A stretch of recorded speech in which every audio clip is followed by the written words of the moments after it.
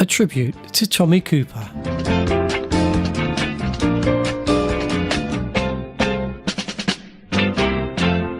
My name is Tommy Cooper. I was sitting in my flat. I thought I'd make a record, so I made it.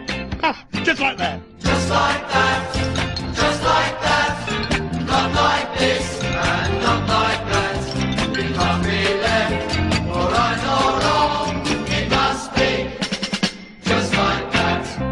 I must confess I like my fez much better than a hat, because I think it suits me best and makes me just like that. Just like that, just like that. Not like this and not like that. It can't be left, or right or wrong. It must be just like that. Now, Big Ear said to Noddy, come here, you little brat. Stop asking silly questions. And thumped him. Oh, just like that. Now, Dracula met this girl one night, and on his tomb they said, she said, I do feel like a bite, so he bit her. Just like that. Just like that, just like that. Thank you very much. Not like this and not like that. It can't be left, or right or wrong. It must be just like that. Thank you. Thank you very much. Thank you. A kung fu chap who chopped a lot stopped housewife for a chat. He said, you wanting firewood or chopsticks? Just like that. Just like that, just like that. Not like this and not like that. It can't be left, or right or wrong. It must be just like that. Columbus sailed off fast to show the world was round, not flat. He cried, I prove there is no end. Just like that. Just like that, just like that. Not like this and not like that. It can't be left, or right or wrong. It must be just like that. Oh, just like that, just like that. Not like this and not like that. It can't be left, or right or wrong. It must be just like that. Just like that. Tommy Cooper was born on the 19th of March in Caerphilly in Glamorgan. He was delivered by the woman who owned the house in which the family were lodging. Well, I wouldn't say he was a pushing child. He was rather on the quiet side. But he was always very, very keen on conjuring. When he was 8, an aunt bought him a magic set and he spent hours perfecting the tricks. Here's the trick now with 3 pieces of rope. Watch very closely. Look, you go un, a, deux, trois. There's a bit of French there, you see. Like that. Well, you just bend this over here like this. Now, the idea of the trick is this. You just get one of the loops, 3 pieces there like that. See? One of them there, look, like that, see? And what you do then, see? You put this into a loop, like that. A loop there, then you get that one, you put that into a loop there like that, like that. Then you get the third one, and you put... Now, I made a mistake. Look, you get a long piece of rope. That's it. Aha, yes! In the 1960s, his brother David opened a magic shop, D&Z Cooper's Magic Shop, on the High Street in Slough in Berkshire. Uncle Tom was born in South Wales, Tommy's father, and Auntie Gert was born in Devonshire. Tommy was born in Caerphilly and came to Exeter when he was 3. It was in Exeter that he acquired the West Country accent that became part of his act. After leaving school, Tommy Cooper had a brief career as an apprentice shipwright before joining the army in 1940. It was whilst he was stationed in Egypt that he began to develop his act, which would barely change throughout his entire career. One evening in Cairo, during a sketch in which he was supposed to be in a costume that required a pith helmet, having forgotten the prop, Cooper reached out and borrowed a fez from a passing waiter, which got huge laughs.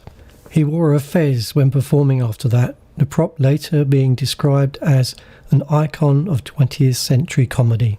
In 1946, he met and married Gwendolyn Henty, who he always called Dove. They had 2 children, Thomas and Vicky. Cooper was demobbed after 7 years of military service and took up show business on Christmas Eve 1947. Good evening, ladies and gentlemen. By way of a change, I would like to do my first trick first. Oh, first trick first.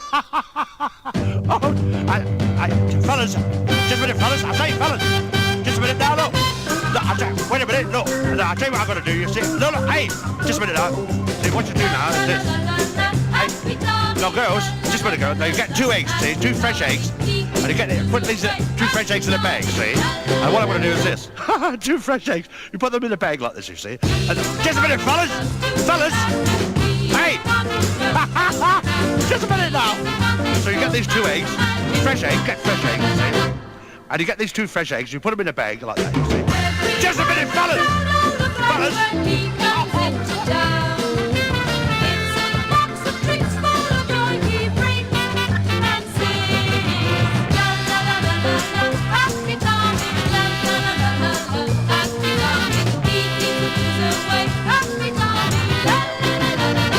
So you get these 2 lemons, 2 fresh eggs, you see. Fresh eggs, and you put them in the bag, see?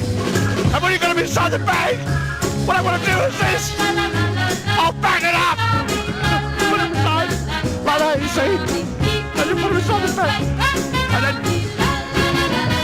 oh dear, you get these 2, put them in the bag, and you swing around your head. Swing the bag around your head, you see? Oh dear. And you put them in your... Is that near the end now, is it? Everyone runs out on the tracks when he comes into town. It's a box of tricks full of joy he brings and sings. La la la la la la, happy Tommy. La la la la la la, happy Tommy. He comes away, happy Tommy. La la la la la. So you've got these eggs in the bag, 2 fresh eggs in the bag, you see? And you swing them around your head, hit them against the door, and then you say to the audience, what do you want them, fried, boiled, or scrambled? Fried, boiled, or scrambled? Oh, dear. Now, my next trick, just a minute, fellas, I've got another trick yet. Another trick yet. No, let me show you this, look. Oh, no. Oh, dear, oh, dear. Happy Tommy. Oh, dear, oh, dear. Happy Tommy. Oh.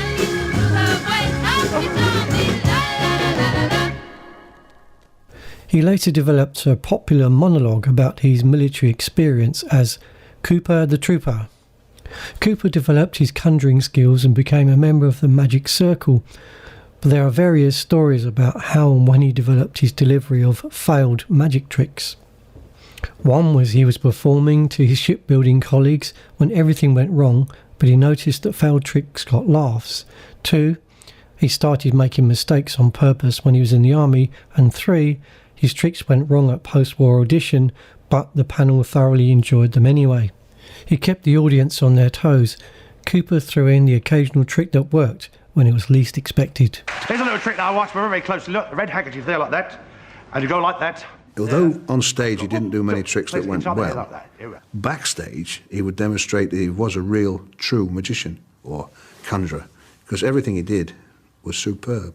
Whilst you've just seen him on the stage doing rubbish, in the dressing room, he had sleight of hand, big hands. Sleight of hands was amazing. In 1947, he began his long television career, even gaining some success with American TV audiences. Fashion's changing. Ladies and gentlemen, Tommy Cooper. I was sunbathing this morning, and I was lying in the park, and a little boy crept across to me, and he poured something all over my back. He said, "This will make you brown." I said, "What is it?" He said, "Gravy." Always hugely popular in Britain, by the late 1960s, he was recording his 6th television series. Well, I think he was a sure ratings getter, because everything he says produces laughter. Just before the show, the producer said to me, he said, "How are you tonight?" I said, "Well, I'm feeling a little bit funny." He said, "Well, get out there before it wears off." Daily Mail or Daily Express, I think they interviewed about 100 people to find someone who didn't like Tommy Cooper. They couldn't find anyone who didn't like Tommy Cooper. There was a foreman on the building site. He looked at the man at the top of the ladder. He said, "You, get your money in your cars, you're finished." I said, "Eh?" He said, "Get your money in your cars, you're finished." I said, "Eh?" He said, "Get your money in your cars, you're finished." I said, "Eh?" He said, "Oh, I sacked somebody else." He was probably one of the highest earning comics around. He was extremely popular, and he always delivered. After his debut on BBC's talent show New to You in March 1948, he began starring in his own shows and was popular with audience for nearly 40 years, notably through his work with London Weekend Television from 1968 to 1972 and with Thames Television from 1973 to 1980. Oh, what a day I've had. I went to see my doctor. I had to, he's ill. And he said to me, he said, can I help you? I said, yes. I said, I get these terrible dreams. He said, what's that? I said, I keep dreaming these beautiful girls keep coming towards me. Beautiful girls, I keep pushing away. They keep coming towards me, I keep pushing away. He said, what do you want me to do? I said, break my arm.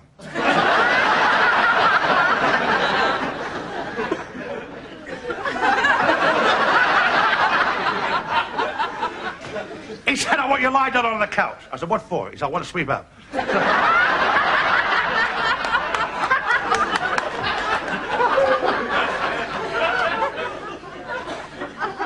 I said, but seriously, doctor. I said, seriously. I said, seriously, doctor. Seriously, doctor, I said, I have broken my arm in several places.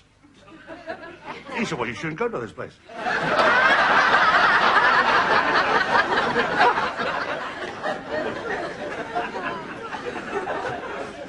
Here's a quick joke.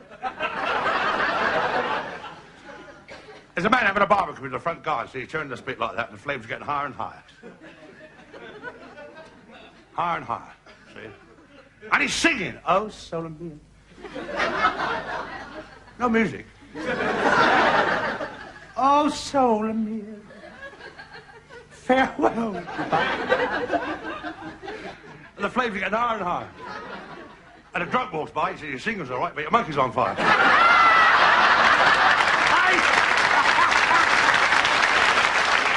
Yeah, my wife just phoned me just before the show. And she said to me, I've got water in the carburetor. I said, where's the car? She said, in the river. I backed a horse today, 20 to 1. Give me 20 past 4.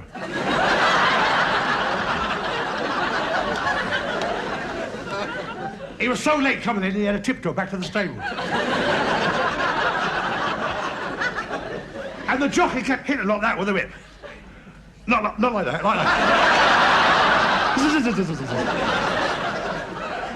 Like that. And the horse said, what are you doing that for? There's nobody behind us.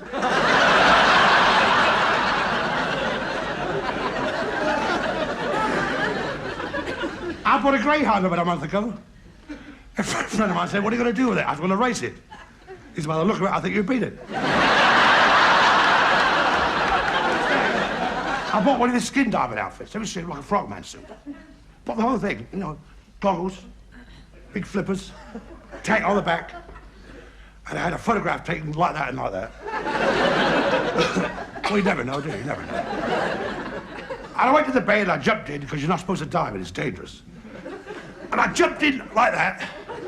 And I think I turned a little bit all the way down. And all of a sudden, I saw a man walking towards me. In a sports jacket, grey flannels. I thought, that's unusual for a Thursday. So I went towards him, I was moving like lightning. And I got right up to him, I took this pad out, and I wrote, what are you doing down here? Walking about in a sports jacket, grey flannels. And he took this pad from me, and he wrote on there, I'm drowning.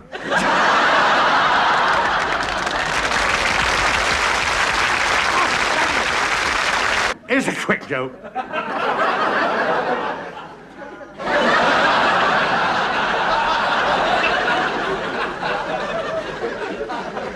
And I found this old violin. This old violin. And this painting, all painted. So I took him to an expert, and he said to me, what you got there? He said, you got a Stradivarius and a Rembrandt. Unfortunately,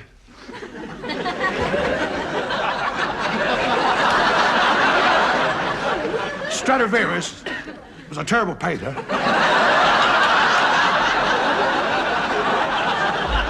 And Rembrandt made rotten violins. Here's a quick joke. was it? Oh, yes. There was in the jungle, and there was a hyena. You know, a hyena. And he's talking to this monkey. And he said to this monkey, he said, you see that little passage, that little thing down there, a little narrow? He said, just down there. He said, you see those big clump of trees and bushes? And this monkey said, yes. He said, well, I go home that way every night. He said, I don't have to. But, you know, it's a short cut for me. I go home. He said, but every time I get to that bunch of trees there, he said, this lion jumps out and throws me all over the place. He said, I don't know why he picked on me. All the time he keeps throwing me about, bash me about. He said, and then he goes. You know, he thinks it's funny, you know what I mean? So, this monkey said, I know what you mean. He said, well, I tell you what, he said, I'll come over here tonight. You know, he said, to protect you. So he said, would you? He said, yes. So they shook hands on it. Nothing in writing, just shake it. They shook it.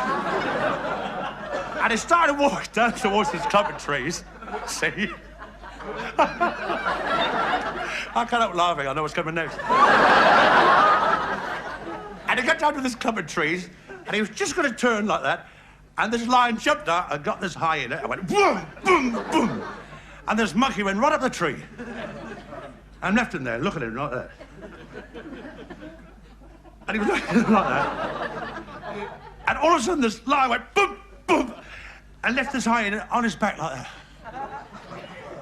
He may have been like that, no, he's like that. And then the monkey came down and was standing beside him. And this hyena's like that. And he looks up to this monkey, he said, what happened?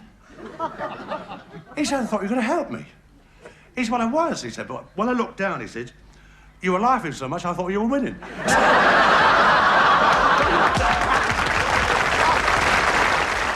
Thanks to his many television shows during the mid-1970s, is one of the most recognisable comedians in the world. John Fisher writes in his biography of Cooper, everyone agrees that he was mean. Quite simply, he was acknowledged as the tightest man in show business, with a pathological dread of reaching into his pocket. One of Cooper's stunts was to pay the exact fare, and when leaving the cab, slip something into the driver's pocket saying, have a drink on me. That something would turn out to be a tea bag. By the mid-1970s, alcohol had started to erode Cooper's professionalism, and the club owners complained he was turning up late or rushed through his show in 5 minutes. A good deal of the public knew that Tommy was abusing himself with alcohol and with tobacco. I think we all knew that. He was wheezing on stage. And also Tommy, who was the most good-hearted of men, who would do anything for you if he liked you, was starting to lose his temper a lot. And when he lost his temper, he was a big man, he was still strong, and if he picked you up, and he picked people up, and slammed you against the wall, you didn't forget it. I mean, it would shake you for days. Ah, what a lovely day it's been. Do you know, it's about 80 degrees in the shade. I was clever, I stayed in the sun. In addition, he suffered from chronic indigestion, lumbago, sciatica, bronchitis, and several circulation problems with his legs. When Cooper realised the extent of his maladies, he cut down on his drinking, and the energy and confidence returned to his act. However, he never stopped drinking and could be fallible. On an otherwise triumphant appearance with Michael Parkinson, he forgot to set the safety catch on the guillotine illusion, into which he had cajoled Parkinson, and only at the last-minute intervention by the floor manager saved Parkinson from serious injury or worse. He experienced a decline in health during the late 1970s, suffering a heart attack in 1977 while performing a show in Rome. 3 months later, he was back on television in A Night Out at the London Casino. In 1980, his drinking meant that Thames Television would not give him another starring series, and Cooper's Half Hour was his last. He did continue to appear as a guest on other television shows. However, and worked with Eric Sykes on two Thames television productions in 1982. Now then, you want the dance. Now, what kind of an orchestra do you want? I'll go and sort you out an orchestra, okay? What kind of an orchestra do you want? Well, how much? Well, I mean, if you want to do a show, a big show, just to get your face in front of the camera, it's going to cost you a fortune.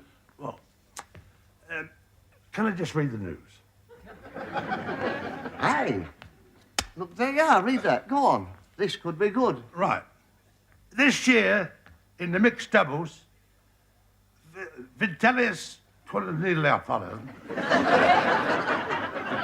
and Hannah Amash Holloway will play Komachevsky Tulvar and get Kilmon Chip. You see, Tom, you're too tall. Well, Andrew Gardner reads the news, and he's taller than me. Yes, but Andrew reads it. Andrew Gardner reads it sitting down. I never thought of that. I didn't think of that at all. On the 15th of April 1984, Cooper collapsed from a heart attack in front of millions of television viewers. Midway through his act on the London weekend television variety show Live from Her Majesty's, transmitted live from Her Majesty's Theatre in Westminster in London. I thank you. The final thing that Tommy was supposed to do was this cloak. What was supposed to happen with the cloak? Things were brought from it, and he threw them on stage. I was waiting behind the curtain to do the last trick with him. And I've heard people say and people write they knew he'd died. No, they didn't, because he didn't fall over. He sank, the girl put the cloak round him, and I was going to come from between his legs, passing him all the things that he was, the cod magic he was doing. And he just went there, and then he went, ah, and he settled down on his haunches. He didn't fall. And then they brought the curtain down, and young Tom went on stage. He came towards me and said, this is for real. I can hear him now saying, this is for real. And then I went on the stage, and the doctor was there, and the curtain had caught his foot, and I moved the curtain so that his foot was clear. And again, that's something that I can remember. Nothing, is it? It was a live television show, and they administered the Kiss of Life. And he was there while the next two acts were performing. Then a commercial break came in. Whilst we were in the ambulance, the doctors were pounding him, and one of them said to me, he's really fighting. Isn't it strange to say he's fighting when he was sort of lying there? The show finished, and he'd gone to the hospital, and I had to go on the 10 o'clock news. Fellow comedians have been paying tribute to the late Tommy Cooper, who died last night after appearing on stage at a London theatre. We'll meet again. Don't know where, don't know when, but I know we'll meet again some sunny day. Keep smiling through, just like we used to do. To the blue skies, driving great clouds far, far away. Yes, I shall never forget the first time we met. She was sitting on Waterloo Bridge with her feet dangling in the water. She cocked one eye at me and I cocked one eye at her. And there we stood together, cockeyed. And she had the most unusual lips, both on top. She had beautiful blonde hair, all the way down her back, none on her head. She had a cute little nose. I used to like the way it turned up, then down, and then sideways. You know, I took her to a seaside once, and she gave me a wave. I still got her home in a bucket. And we used to play about on the sand. She buried me in the sand, and I buried her in the sand. And one day, I've got to go back and dig her up. And then I bought her a stick of rock. And she took a bite, and she went, oh. It wasn't quite so loud as that. It was more like, oh. and she started to cry. I said, what's the matter, love? She said, I've broken a tooth. I said, don't worry, you got another one left. So I went out and I bought her the most beautiful set of false teeth in the world. And then she left me. Left me. And a year later, I met her again. And she just stood there and laughed at me. Laughed at me. With my own teeth. That I know we'll meet again some sunny day.